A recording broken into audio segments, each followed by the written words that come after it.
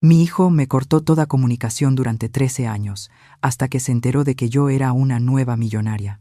Entonces apareció en la puerta de mi casa, con maletas y con su esposa. Como tu hijo, tengo derecho a una parte de esto, dijo. Nos vamos a mudar aquí. De todos modos, tienes demasiado espacio. Yo sonreí e hice lo que debía haber hecho desde hacía mucho tiempo. Su descaro me golpeó como un tren de carga. Carlos estaba parado en la entrada de mi casa, con su equipaje de diseñador y esa sonrisa arrogante que recordaba demasiado bien. 13 años de silencio. Y ese fue su gran discurso de reencuentro. Si estás viendo esto, suscríbete y dime desde dónde me estás viendo. Me llamo Elena, y esta es mi historia. Supongo que debería explicar cómo llegamos hasta aquí. Cómo mi propio hijo pudo plantarse en mi puerta después de más de una década, tratándome como si ya estuviera muerta, exigiendo una parte de una fortuna de la que recién se había enterado. Pero primero, déjame contarte qué fue lo que pasó después, porque hay momentos que vale la pena saborear. Le sonreí a Carlos y a su esposa Nora, que se mantenía un poco atrás, como si esperara que yo empezara a lanzar cosas. Mujer inteligente. Bueno, dije, con la voz firme como granito. ¿No es esto interesante? La seguridad de Carlos vaciló apenas un instante. No esperaba calma, esperaba a la madre desesperada y agradecida que había abandonado todos esos años atrás. Mamá, hemos estado pensando, empezó, pero levanté la mano. Carlos, cariño, dije, usando el mismo tono que cuando tenía 5 años y había pintado la pared de la sala con un marcador permanente.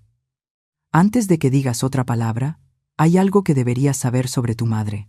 Hice una pausa, observando su rostro con cuidado. En 13 años he aprendido mucho sobre las personas, especialmente sobre la familia, que solo aparece cuando hay dinero de por medio. Nora finalmente dio un paso al frente, con una sonrisa tan falsa como su bolso de diseñador. Elena, sabemos que ha habido distancia, pero la familia es la familia, ¿no? Queremos reconstruir nuestra relación. ¿Reconstruir? Me reí. Y se sintió bien. Realmente bien. Cariño, no se puede reconstruir algo que fue demolido deliberadamente. Los miré a los dos, esos buitres girando alrededor de lo que creían una presa fácil. Pero por favor, pasen. Hablemos de relaciones. Hablemos de derechos.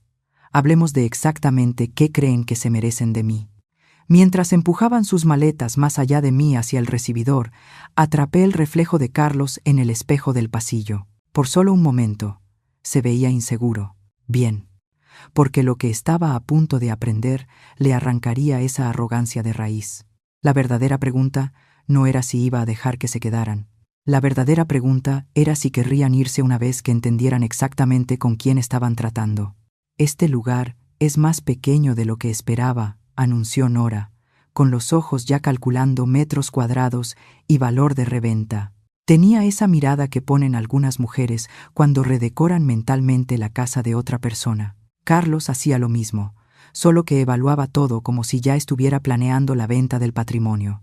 Si estos dos creían que estaban tratando con la misma mujer rota que había mendigado migajas de su atención 13 años atrás, se llevaban una sorpresa que les iba a rizar hasta el último cabello perfectamente peinado. Los conduje a la sala, la misma sala donde Carlos había lanzado su golpe final tantos años antes. Siéntense, dije, señalando el sofá. Pongámonos al día. No se me escapó la ironía de que probablemente esta era la primera vez en su vida adulta que Carlos seguía una instrucción mía. Nos enteramos de tu buena fortuna, comenzó Nora, claramente la portavoz designada de esta pequeña expedición. Carlos ha estado preocupado por ti, ¿verdad, cariño? Carlos asintió con el entusiasmo de un hombre que había ensayado ese discurso frente al espejo. Sí, mamá. Cuando supe de la lotería, pensé que no deberías manejar todo ese dinero sola. Es peligroso. La gente podría aprovecharse. Casi me atraganté con el café. ¿Aprovecharse? Repetí lentamente. ¿Te refieres a aparecer sin invitación después de 13 años de silencio, exigiendo un lugar donde vivir y acceso a un dinero que no ayudaste a ganar? Eso no es lo que es esto, dijo Carlos rápidamente. Pero sus ojos se desviaron de los míos. Esto es sobre responsabilidad familiar, sobre asegurarnos de que estés protegida. ¿Protegida? Dejé la taza con cuidado deliberado. Carlos, la última vez que hablamos me dijiste que yo era una vergüenza para tu nueva vida. Dijiste que la gente exitosa no arrastra su equipaje y que yo era tu equipaje. Esas fueron tus palabras exactas. El color desapareció de su rostro. La sonrisa falsa de Nora parpadeó como un foco a punto de fundirse. Eso fue diferente, murmuró. Yo era joven, estaba estresado por el negocio. Tenías 32 años, lo interrumpí. Edad suficiente para saber que las palabras tienen consecuencias. Edad suficiente para entender que algunas puertas, una vez cerradas, no se abren automáticamente, solo porque las circunstancias cambian.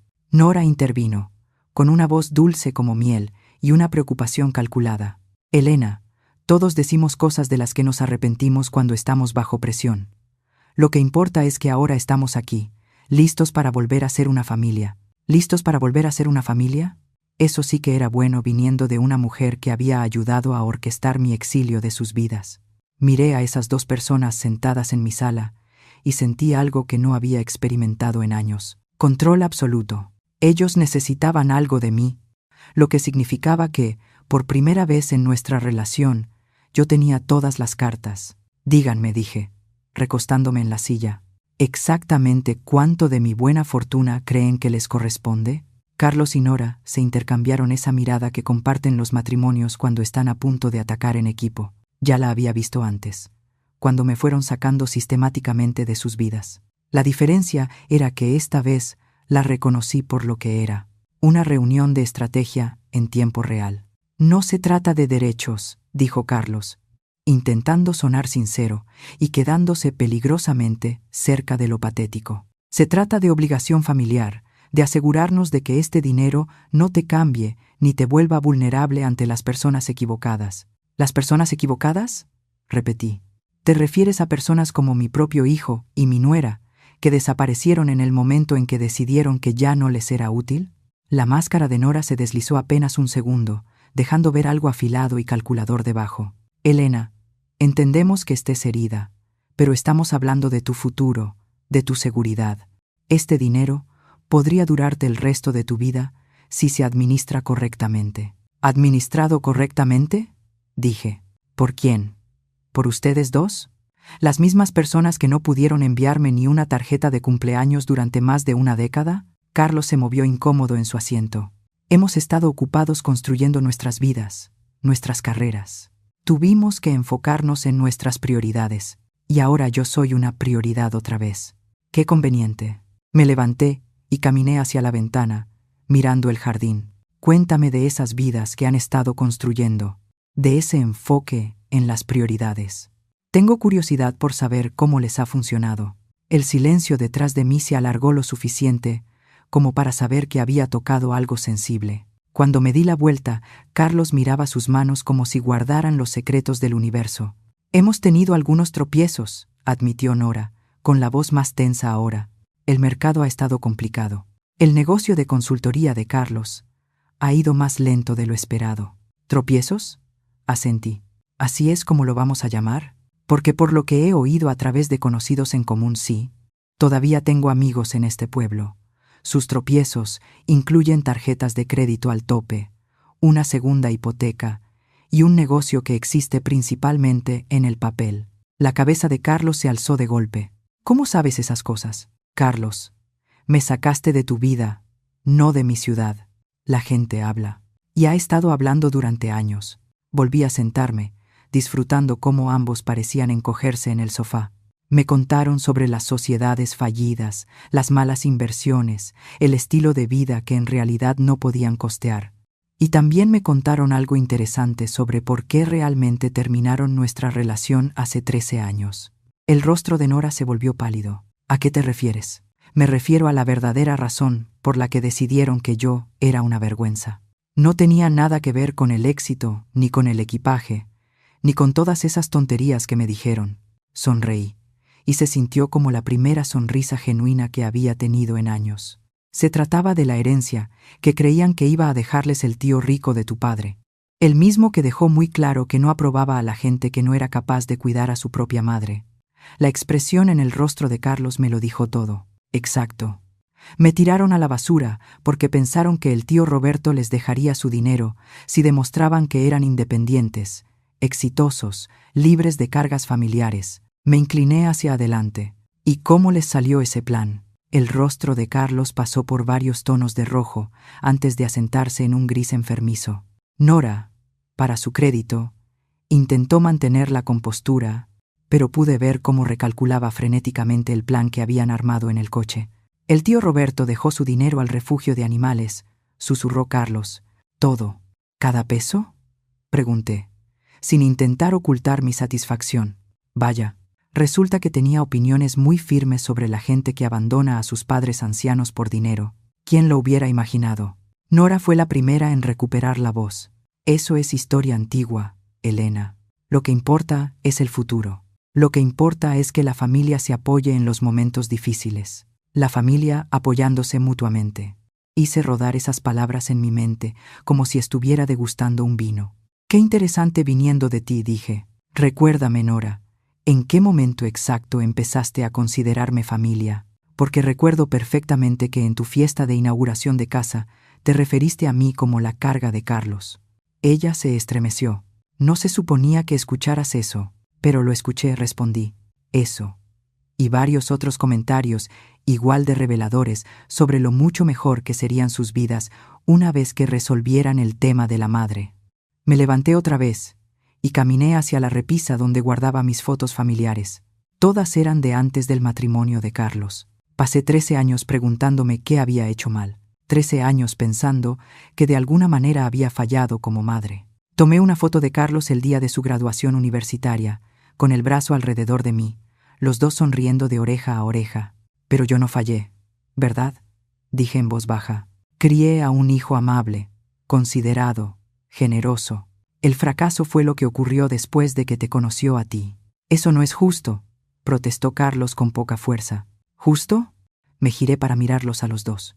¿Quieres hablar de lo que es justo? Justo habría sido una conversación antes de cortar todo contacto. Justo habría sido honestidad sobre sus verdaderas intenciones. Justo habría sido tratar a tu madre como a un ser humano, y no como un problema que había que administrar. Cometimos errores, dijo Nora, con la voz afilada por la creciente desesperación. Pero ahora estamos aquí. Queremos arreglar las cosas. ¿Arreglar las cosas? Repetí. ¿Con mi dinero? No se trata del dinero, insistió Carlos, pero a su voz le faltaba convicción. ¿Ah, no? Dije. Entonces, hagamos un pequeño experimento. Caminé hasta mi bolsa y saqué la chequera. Digamos que ahora mismo les escribo un cheque por 1.000.000 de pesos, un regalo generoso para ayudarlos con esos tropiezos que mencionaron. ¿Lo tomarían y se irían? Sus ojos se iluminaron como en la mañana de Navidad. La respuesta estaba escrita en sus caras, incluso antes de que Carlos abriera la boca. No podríamos aceptar una cantidad tan grande, dijo, aunque ya la estaba gastando mentalmente. Tal vez podríamos llegar a algún tipo de acuerdo. ¿Un préstamo? ¿Un préstamo? Repetí. Claro. Y supongo que querrían discutir los términos de ese préstamo mientras viven en mi casa, comen mi comida y disfrutan de mi hospitalidad. Bueno, somos familia, dijo Nora, como si eso explicara todo. Sí, asentí. Somos familia. Y precisamente por eso lo que viene ahora va a doler tanto.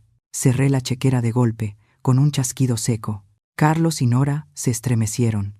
Me di cuenta de que habían estado conteniendo la respiración, esperando que empezara a escribir. La cosa con la familia, dije, acomodándome en la silla como una reina en su trono, es que funciona en ambos sentidos. Lealtad, apoyo, amor. No son calles de un solo sentido por las que puedes transitar solo cuando te conviene.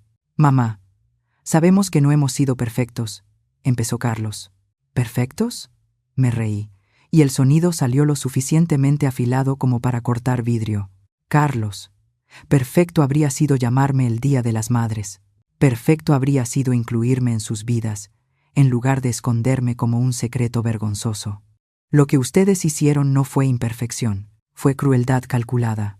Nora se inclinó hacia adelante en el sofá, con la desesperación ya asomándose sin disimulo. Elena, estamos dispuestos a reconocer nuestros errores. Queremos construir una mejor relación de ahora en adelante. ¿Construir una mejor relación? Repetí pensativa. ¿A partir de cuándo? A partir del momento en que se enteraron de que me gané la lotería, qué notable coincidencia que su deseo de reconciliación familiar surgiera exactamente al mismo tiempo que cambió mi situación financiera. Carlos tuvo la decencia de verse avergonzado, pero Nora estaba hecha de un material más duro. La gente cambia, Elena. La gente crece. No somos las mismas personas que éramos hace 13 años. Tienes razón, dije. No son las mismas personas. Son más grandes. Están más endeudados. Y están más desesperados. Pero en lo fundamental, son exactamente quienes siempre han sido. Me levanté y caminé de nuevo hacia la ventana, no porque necesitara ver el jardín, sino porque quería que sudaran mientras hablaba. ¿Quieren saber qué hice con mi tiempo durante estos 13 años? Mientras ustedes construían sus vidas importantes y priorizaban sus carreras. Ninguno de los dos respondió, pero podía sentir su atención como calor en mi espalda. Aprendí cosas, tomé cursos, leí libros, hice nuevos amigos. Descubrí que en realidad soy bastante inteligente cuando no hay nadie diciéndome que soy una carga. Me giré para mirarlos. También aprendí sobre inversiones, sobre planeación financiera, sobre cómo proteger activos de personas que podrían intentar aprovecharse. El rostro de Carlos se volvió cuidadosamente inexpresivo. ¿A qué te refieres? Me refiero a que no me gané la lotería y metí el dinero debajo del colchón, Carlos.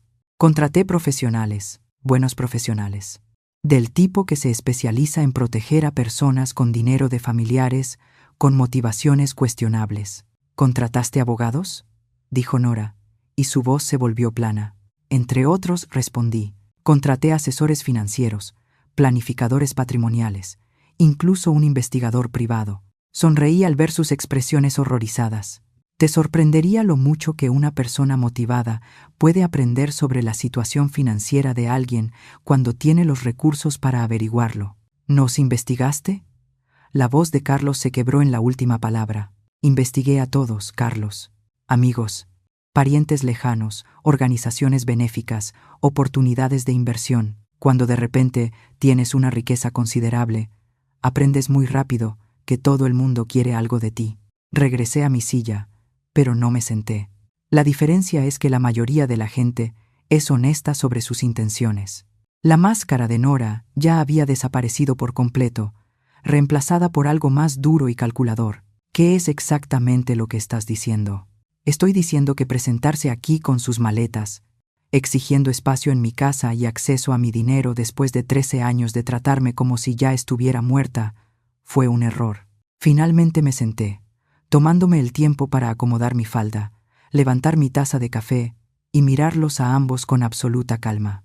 Estoy diciendo que si creen que soy la misma mujer que desecharon hace tantos años, están a punto de llevarse una gran decepción. El silencio entre nosotros se estiró como un cable tenso. Carlos parecía a punto de vomitar. Nora parecía estar calculando rutas de escape, pero yo aún no había terminado con ellos, ni de cerca. El reloj de péndulo del pasillo dio 3 campanadas y me di cuenta de que llevábamos sentados ahí más de 1 hora. El tiempo vuela cuando observas cómo los planes cuidadosamente construidos de otras personas se derrumban en tiempo real. Así que dije, dejando la taza de café vacía sobre la mesa, hablemos de lo que realmente quieren, no de esa tontería de la reunión familiar, no de la supuesta preocupación por mi bienestar. Tengamos una conversación honesta sobre por qué están aquí en realidad. Carlos abrió la boca, probablemente para soltar otro discurso ensayado sobre familia y preocupación, pero levanté la mano. Antes de que respondas, déjame compartirte parte de la información interesante que descubrieron mis investigadores. Metí la mano en el cajón de la mesa auxiliar y saqué una carpeta color manila. ¿Sabías que los registros financieros de las personas se vuelven bastante accesibles cuando sabes dónde buscar y cuentas con los profesionales adecuados haciendo las preguntas correctas? Los ojos de Nora se clavaron en la carpeta como si fuera una serpiente a punto de atacar. Por ejemplo, continué, abriendo el expediente, aprendí que han estado viviendo por encima de sus posibilidades durante casi 5 años. El negocio de consultoría que Carlos dice que solo está pasando por un periodo lento no ha tenido un cliente legítimo en 8 meses. El rostro de Carlos se puso blanco. ¿Cómo podrías saber algo así? De la misma manera en que sé de las 3 tarjetas de crédito que tienen al tope, del préstamo que sacaron usando el coche como garantía y de la segunda hipoteca de su casa, en la que ya llevan 2 meses de atraso. Saqué una hoja de papel. De la misma manera en que sé que han estado pidiendo dinero prestado a los padres de Nora, diciéndoles que es para expandir el negocio, cuando en realidad es solo para mantener las luces encendidas. No tenías derecho, susurró Nora, pero no había verdadera rabia en su voz. Solo el sonido vacío de alguien que había sido descubierto. No tenía derecho. Me reí. Y esta vez fue una risa genuinamente divertida. Cariño, tuve todo el derecho en el momento en que decidieron aparecer en mi puerta haciendo exigencias. En el mundo de los negocios a eso le llaman diligencia debida. Algo que quizá habrían aprendido si alguno de ustedes hubiera dirigido alguna vez un negocio exitoso. Carlos se desplomó en la silla como un globo desinflado. Estamos en problemas. Está bien. Estamos en serios problemas. Pero eso no cambia el hecho de que eres mi madre. Eso tiene que significar algo. Sí, respondí. Sí significa algo. Significa la razón por la que voy a darte una oportunidad. Exactamente una. Ser honestos conmigo, dije. Dejar el teatro. Parar la manipulación y decirme exactamente qué necesitan y por qué. Se miraron entre ellos. Algún tipo de comunicación silenciosa, pasando de uno al otro. Finalmente, Carlos se enderezó y me sostuvo la mirada. Vamos a perderlo todo, dijo en voz baja. La casa, los coches, probablemente también el dinero de los padres de Nora. Debemos alrededor de 6 millones de pesos y no tenemos forma de pagarlo. ¿6 millones de pesos? Repetí. Es un hoyo bastante profundo el que se cavaron. Hicimos malas inversiones, añadió Nora. El socio de Carlos se quedó con la mayor parte del capital y desapareció. Cuando nos dimos cuenta de lo que había pasado, ya era demasiado tarde. Por primera vez, desde que habían llegado, sonaban como si estuvieran diciendo la verdad. No me despertó compasión, pero sí curiosidad. Y pensaron que presentarse aquí con exigencias y maletas era su mejor estrategia para conseguir ayuda. Pensamos, dijo Carlos lentamente, que si lo presentábamos como una reunión familiar, como querer pasar tiempo contigo, sería más fácil que admitir que necesitábamos dinero. ¿Más fácil?, pregunté. ¿Para quién? Carlos tuvo la decencia de verse avergonzado. Para nosotros. Pensamos que sería más fácil para nosotros. Por fin, un momento de verdadera honestidad. Casi resultaba refrescante. Bien, dije, cerrando la carpeta y apartándola. Ahora sí estamos llegando a algo. 6 millones de pesos, repetí, dejando que la cifra flotara en el aire como humo de un incendio. Es todo un logro. La mayoría de la gente tarda décadas en acumular ese nivel de deuda. Carlos hizo una mueca. Sabemos cómo suena. ¿De verdad?, respondí. Porque suena a 2 personas que tomaron una serie de decisiones catastróficamente malas y ahora buscan que alguien más pague por ellas. Me recosté en la silla. Háblenme de ese socio que supuestamente se robó su dinero. Marcos Villaseñor, dijo Nora rápidamente. Fue compañero de cuarto de Carlos en la universidad. Fundaron la consultora juntos hace 5 años. Marcos Villaseñor, repetí, sacando mi teléfono. Lo curioso de tener buenos investigadores, Carlos, es que suelen ser muy minuciosos. Deslicé el dedo por mis notas. Marcos Villaseñor no se robó nada. Marcos Villaseñor descubrió que su socio estaba desviando dinero de la empresa para gastos personales y deudas de juego. Lo denunció ante las autoridades y disolvió la sociedad para protegerse. El silencio en mi sala fue tan absoluto que podía escuchar el zumbido del refrigerador en la cocina. Eso no fue lo que pasó, dijo Carlos débilmente. ¿No? Porque, según la carpeta de investigación, sí, hay una carpeta abierta. Han estado bajo investigación por fraude empresarial durante los últimos 8 meses. La fiscalía aún no ha decidido si va a presentar cargos. El rostro de Nora tomó el color del papel viejo. ¿Cómo sabes todo eso? De la misma manera en que sé que le han dicho a sus padres que Carlos tiene una enfermedad rara que requiere tratamientos costosos. De la misma manera en que sé que pidieron prestados 1 millón de pesos a 3 familiares distintos usando 3 historias diferentes. Dejé el teléfono con cuidado sobre la mesa. Ustedes no solo están quebrados. Lo que hicieron fue una estafa. No somos criminales, protestó Carlos. Pero a su voz le faltaba convicción.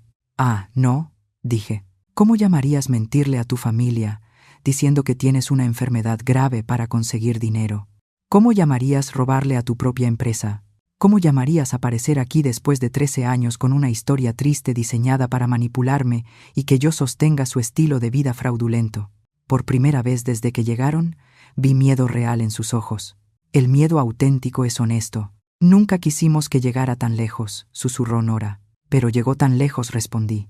Y ahora están aquí, en mi casa, pidiéndome que los saque de las consecuencias de sus propias decisiones. Me levanté y caminé otra vez hacia la ventana. Esto es lo que va a pasar ahora. Sentí cómo ambos contenían la respiración detrás de mí, esperando el ultimátum que estaba a punto de dar. El sol de la tarde entraba por la ventana de la cocina, iluminando las motas de polvo que flotaban en el aire. Una escena tan tranquila para un momento tan explosivo. Van a recoger sus maletas, dije sin girarme, y van a irse de mi casa. Pero antes de que lo hagan, vamos a tener una conversación sobre honestidad y consecuencias. Mamá, por favor, empezó Carlos.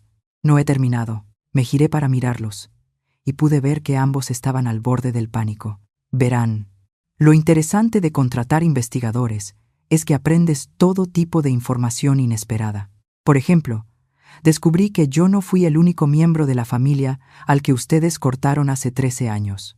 Entonces se van de aquí con las manos vacías, dije, y me aseguraré de que toda su familia sepa exactamente por qué. Cada pariente al que le pidieron dinero prestado, cada amigo al que le mintieron, cada persona a la que estafaron recibirá un informe detallado de quiénes son en realidad. ¿No harías eso?, susurró Carlos. Inténtalo, respondí. He tenido 13 años para pensar qué haría si alguna vez tuviera la oportunidad de enseñarles sobre consecuencias. No pongas a prueba mi determinación ahora. El reloj dio 4 campanadas. Llevaban aquí 2 horas, y pude ver el momento exacto en que se dieron cuenta de que su plan había salido espectacularmente mal. Necesitamos tiempo para pensarlo, dijo Nora al final. No contesté. Lo que necesitan es elegir. Pueden aceptar mi oferta y empezar a reconstruir sus vidas por el camino difícil, o pueden seguir buscando dinero fácil y atajos. Pero no pueden hacer ambas cosas, y no pueden hacer ninguna de las dos en mi casa. Carlos parecía a punto de llorar. Después de todos estos años, después de todo el dolor que había causado, parecía un niño perdido. Por un instante, casi sentí lástima por él. Casi. Hay una cosa más, dije justo cuando empezaban a levantarse para irse. Algo que creo que deberían saber antes de tomar su decisión. Caminé hasta mi escritorio y saqué un sobresellado. La dirección de remitente era de un despacho de abogados en Monterrey, y estaba fechado 3 semanas atrás. Llegó justo después de que la noticia de que me había ganado la lotería empezara a circular por la ciudad. Sostuve el sobre como si contuviera dinamita. Es de un abogado que representa a alguien que los ha estado buscando desde hace bastante tiempo. El color desapareció del rostro de ambos al mismo tiempo. ¿Quién?, susurró Nora. Marcos Villaseñor. Abrí el sobre y saqué la carta. Lo recuerdan, ¿verdad? Su ex socio de negocios, el mismo al que dijeron que les había robado dinero de la empresa. Las manos de Carlos empezaron a temblar. ¿Qué quiere? Quiere que le devuelvan su dinero. Los 50,000 pesos que sacaron de la cuenta de la empresa antes de disolver la sociedad. El dinero cuya ausencia descubrió solo después de que su contador hiciera una auditoría completa, tras las acusaciones que ustedes lanzaron contra él. Eso no fue así, dijo Carlos, pero su voz apenas se escuchaba. ¿No? Porque según esta carta, Marcos Villaseñor ha estado colaborando con la Fiscalía para construir un caso en su contra. Ha estado esperando a ver si ustedes se presentarían voluntariamente para hacer la restitución. Doblé la carta con cuidado. Se enteró de que me gané la lotería y pensó que tal vez eso los motivaría a hacer lo correcto. Nora apretaba el brazo del sofá con tanta fuerza que los nudillos se le pusieron blancos. ¿Qué significa eso? Significa que Marcos Villaseñor les está ofreciendo la misma opción que yo. Pueden hacer la restitución completa y asumir la responsabilidad por lo que hicieron, o él puede seguir adelante con la presentación de cargos penales. Volví a meter la carta en el sobre. La única diferencia es que su plazo vence mañana. ¿Mañana? La voz de Carlos se quebró. ¿Mañana? Les dio hasta las 5 de la tarde para contactar a su abogado y arreglar el pago. Los miré a los dos, observando cómo el último resto de su compostura se desmoronaba. Así que, como ven, mi oferta no se trata solo de reconciliación familiar o de darles lecciones sobre consecuencias. Se trata de mantenerlos fuera de la cárcel. El silencio que siguió fue ensordecedor. Casi podía escuchar cómo sus mentes trabajaban, calculando, buscando algún ángulo que no hubieran considerado. «¿Planeaste todo esto?», dijo Nora por fin. «¿Has estado en contacto con Marcos Villaseñor?» «Sí», admití. Se puso en contacto conmigo al día siguiente de que se anunciara mi premio de la lotería en el periódico. Quería saber si yo estaba enterada de lo que mi hijo había estado haciendo y si estaría dispuesta a ayudar a limpiar su desastre. «¿Y qué le dijiste?» Le dije que eso dependía completamente de si mi hijo estaba dispuesto a asumir la responsabilidad de sus actos.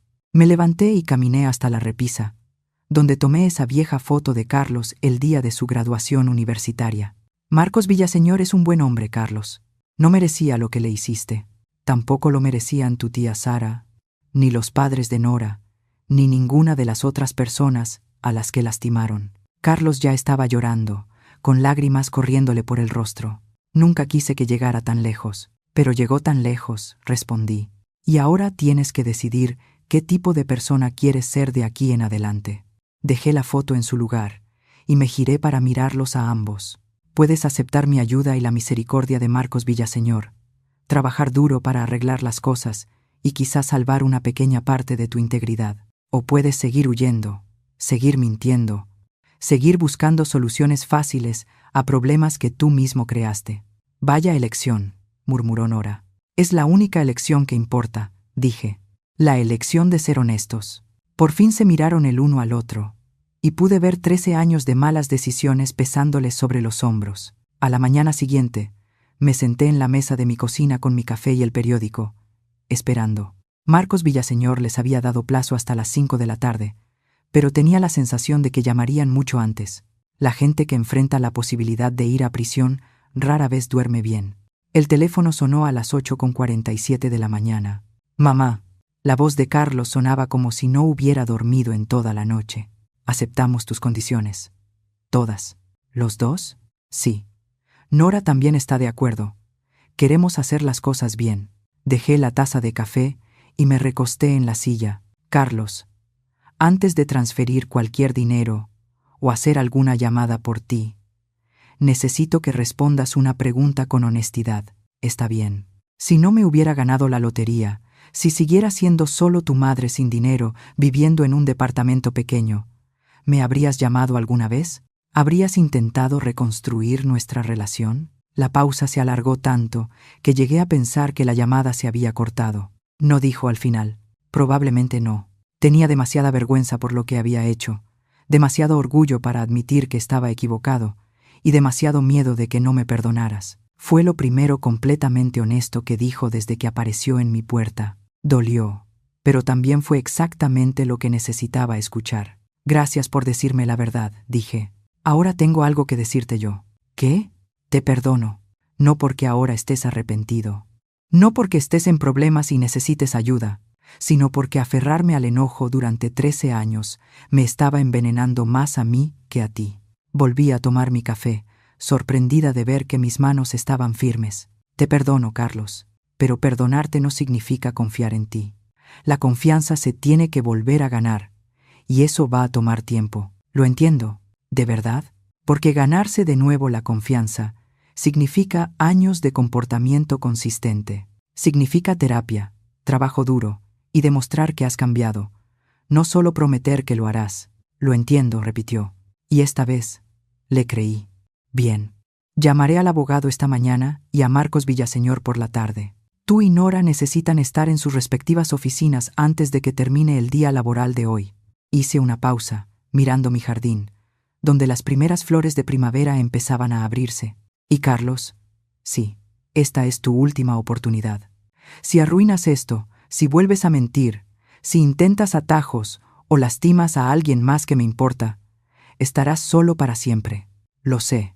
Después de colgar, me quedé sentada en mi cocina por mucho tiempo, pensando en las segundas oportunidades y en la diferencia entre perdonar y permitir abusos. Algunas personas dirían que fui demasiado dura con mi hijo, que la familia debería permanecer unida, pase lo que pase. Pero esas personas nunca pasaron 13 años preguntándose qué habían hecho mal.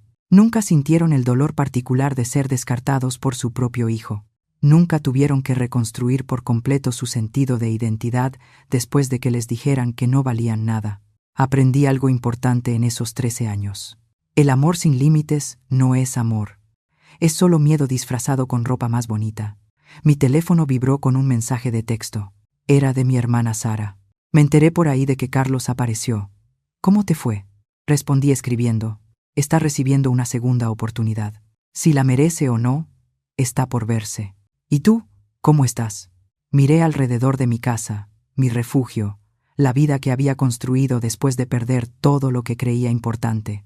La vida en la que tomé mis propias decisiones, puse mis propios límites y nunca más tuve que rogar por un lugar en una mesa que siempre debió ser mía.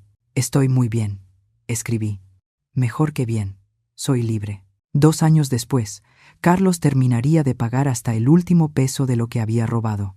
Nora descubriría que en realidad era bastante buena administrando un pequeño negocio, cuando no intentaba hacerse rica de la noche a la mañana. Y yo despertaría cada mañana en mi propia casa, viviendo mi propia vida, entendiendo por fin lo que significaba ser verdaderamente rica. No tenía nada que ver con números de lotería, y todo que ver con no volver a aceptar nunca menos de lo que merecía. El dinero fue agradable, eso sí. Gracias por escuchar. No olvides suscribirte y siéntete libre de compartir tu historia en los comentarios. Tu voz importa.